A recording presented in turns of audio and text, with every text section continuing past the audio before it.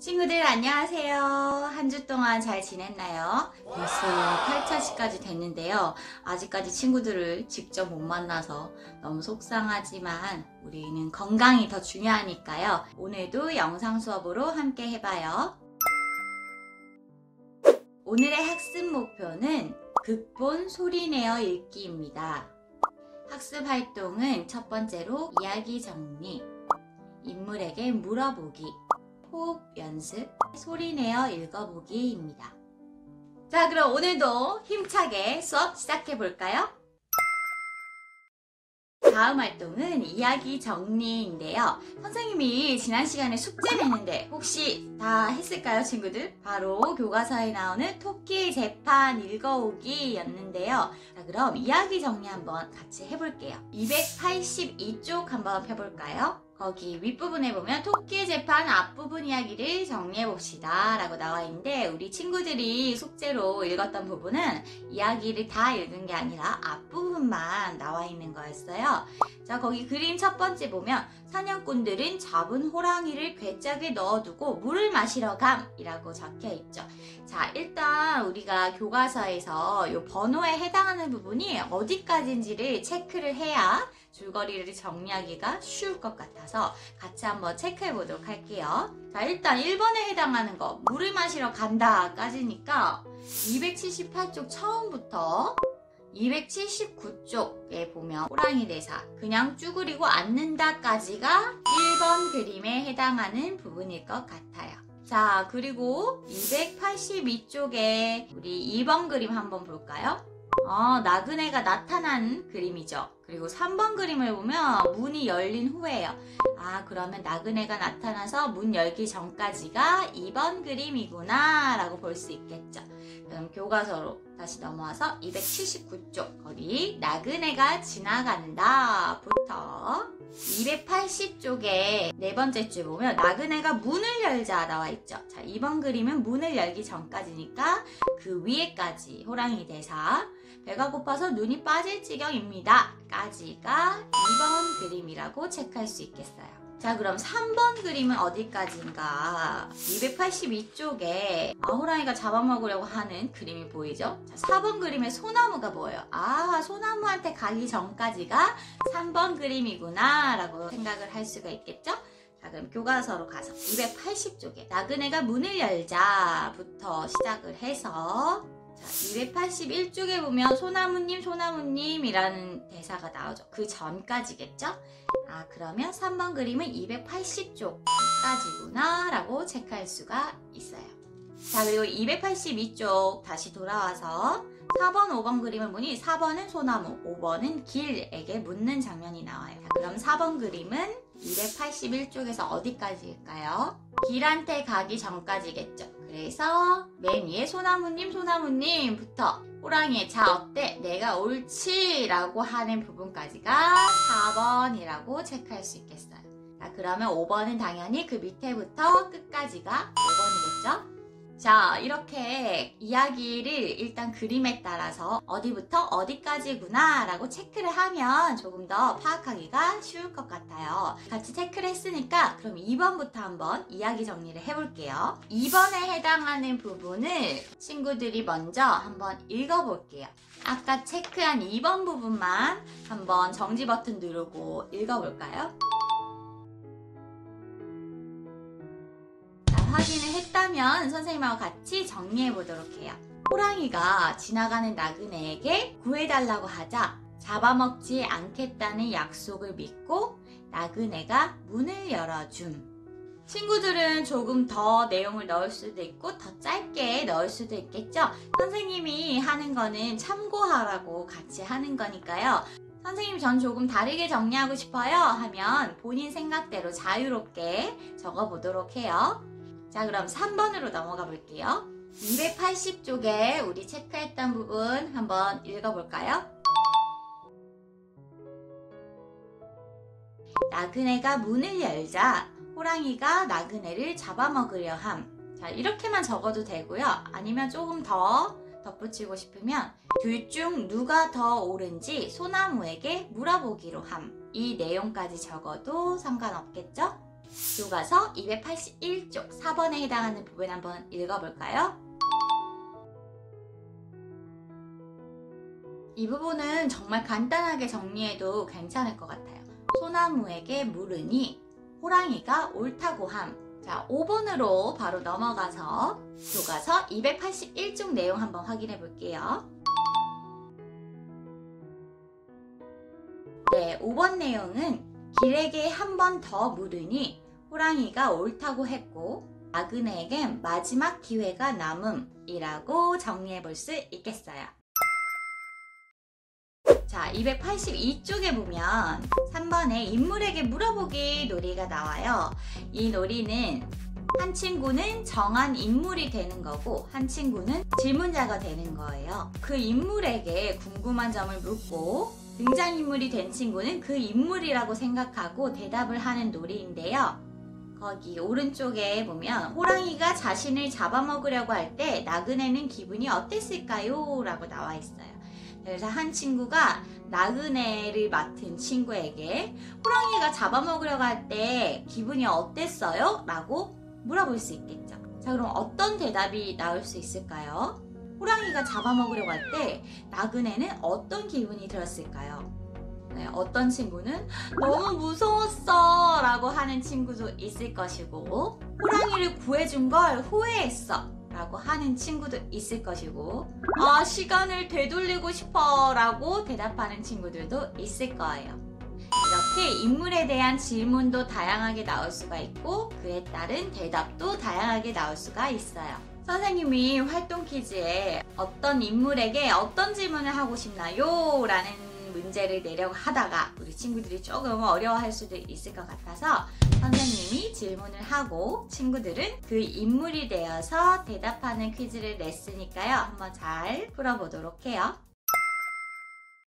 자, 선생님하고 지난 시간에 얼굴 근육을 푸는 것도 해봤고 발음 연습도 해봤죠.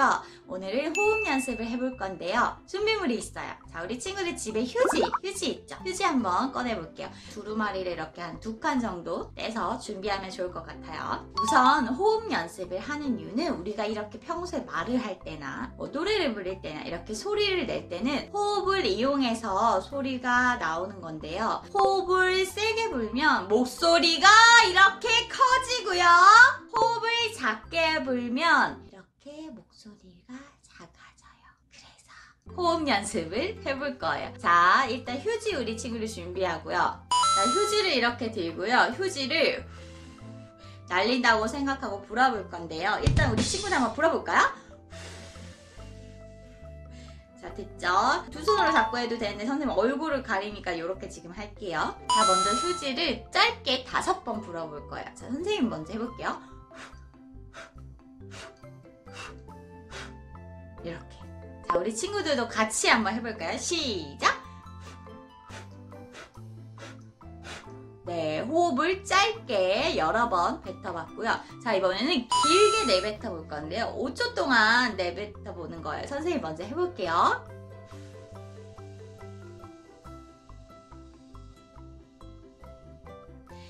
자, 우리 친구들도 5초 동안 한번 불어보겠습니다. 시작! 둘, 셋, 넷, 5. 잘했어요. 자, 이번에는 숨을 고르게 길게 뱉어볼 건데요. 너무 세게 후 하고 불면 호흡이 금방 빠져나가서 버티기가 힘들어요.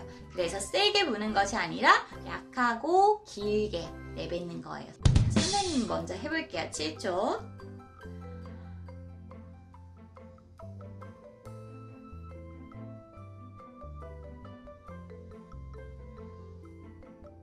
자, 이제 우리 친구들 잘해요. 할 수 있죠? 세게 말고 일정하게 길게 시작! 하나, 둘, 셋, 넷, 5, 6, 7. 네, 잘했어요.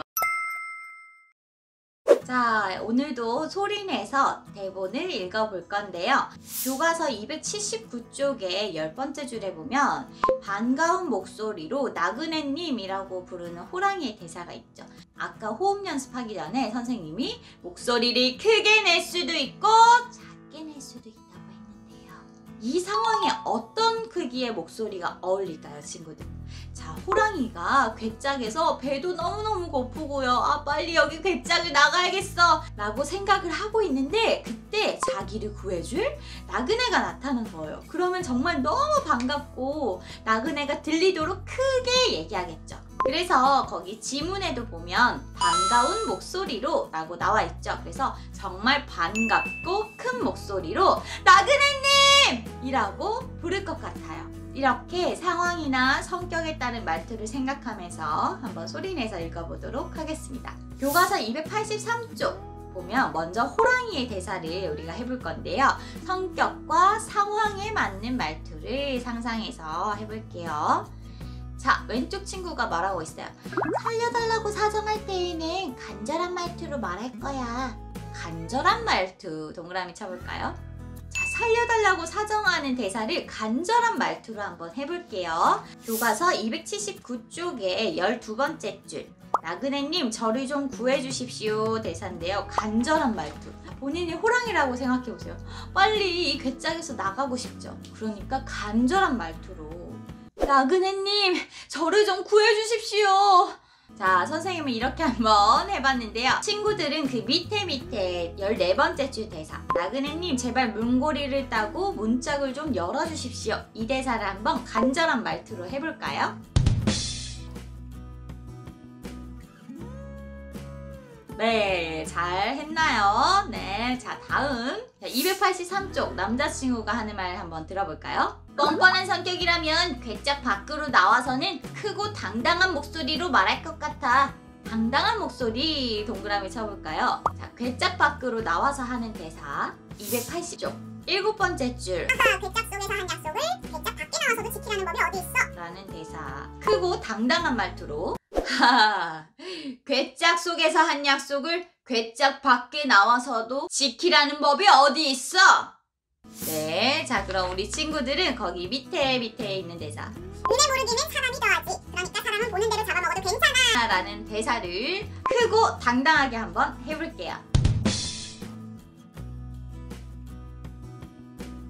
네, 잘했어요 친구들. 자, 그럼 이번에는 나그네가 되어서 한번 대사를 읽어볼 건데요. 교과서 283쪽 왼쪽에 있는 여자친구. 허허, 알았소. 설마 거짓말이야 하겠소? 내가 이 괴짝문을 열어주리라 라는 나그네의 대사는 어떻게 읽으면 좋을까요? 호랑이가 문을 열면 잡아먹지 않을까? 라고 무서웠는데 호랑이가 설마 은혜도 모르겠느냐? 잡아먹지 않겠다라고 말을 한 다음에 나오는 대사죠. 그래서 나그네는 굉장히 안심한 말투로 얘기할 것 같아요. 우리 친구들 그러면 이 대사를 굉장히 안심한 말투로 한번 해볼까요? 네, 잘했어요. 아마 호랑이 대사보다는 좀 더 쉬울 것 같아요. 자, 그 다음에 283쪽 오른쪽에 있는 남자친구 밑에 있는 대사 한번 볼까요? 아니 그런 법이 어디 있어? 우리 누가 옳은지 한번 물어보세 라는 대사가 있어요. 호랑이가 잡아먹으려고 할 때 나그네가 하는 대사죠. 자, 이때는 어떤 말투일까요?